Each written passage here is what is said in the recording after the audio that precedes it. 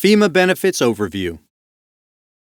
FEMA, the Federal Emergency Management Agency, provides benefits to people who live or work in disaster areas.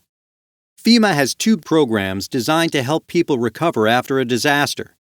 The Individuals and Households Program, or IHP, provides temporary emergency assistance during and right after the disaster.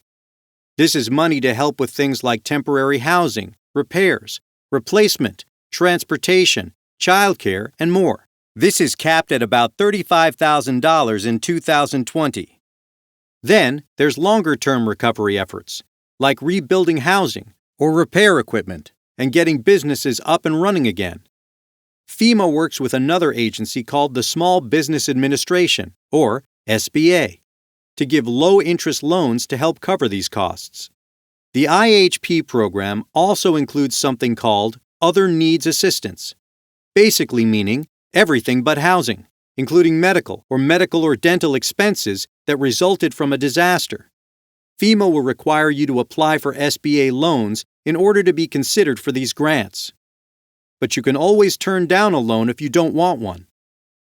FEMA only covers expenses not covered by insurance, so you first have to file a claim with your insurance company. To qualify, you have to show that you were denied insurance coverage, or if insurance doesn't cover the full cost of repairs or replacement.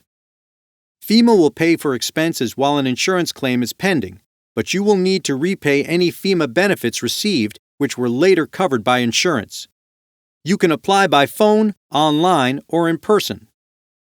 After you apply, an inspector will call you to set up a time for a property inspection. The inspector determines the extent of the damage, whether it was caused by the disaster, your residency, and ownership. Be there for the inspection. Have proof that you own the property and point out all of the damage to the inspector. FEMA will issue a written decision within 7 to 10 days of the inspection, telling you if you are eligible for assistance, for what programs, and for how much money. If the claim is denied in full or in part, the letter will explain why it was denied and how to appeal.